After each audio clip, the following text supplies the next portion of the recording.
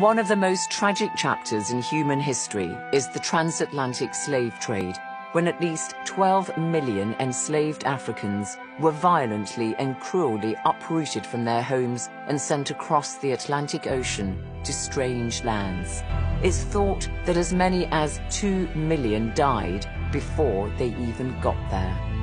There was not a single spot of a continent that was out of reach of enslavers. It is more than the physical destruction of people. There was no hope for anyone for centuries. It's important to understand that the Europeans were not the first to trade in enslaved Africans.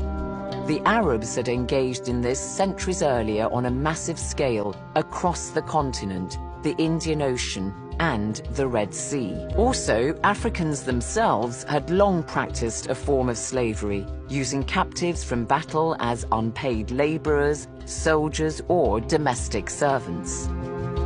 Africans were treated very differently in indigenous slavery from how they were put to use in the transatlantic slave trade.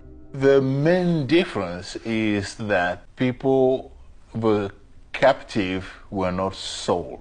People were enslaved through war, through debt, but they were able to become included in the families of the captors. They were supposed to be taken care of.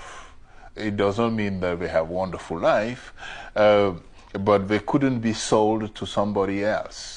They were slaves of these families, and they were doing the work for this family. That's really the major difference. They were deprived of freedom, of course, but they were not a commodity. Os portugueses vieram atrás de mão de obra, de ouro e mão de obra.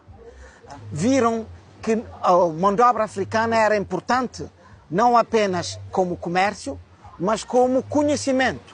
O know-how africano foi muito importante para criar aqui as primeiras plantações, não de sugar, não de açúcar, mas de algodão. E essa tecnologia era africana e não europeia. A tecnologia de tecelagem e de fiação que se faz aqui é sobretudo africana.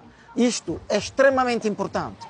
E esses escravos que chegam a Cabo Verde, eles fornecem uma base de conhecimento, não só força bruta muscular, e os europeus vão aprender a viver nos trópicos, a produzir a agricultura tropical com os africanos, e não o inverso.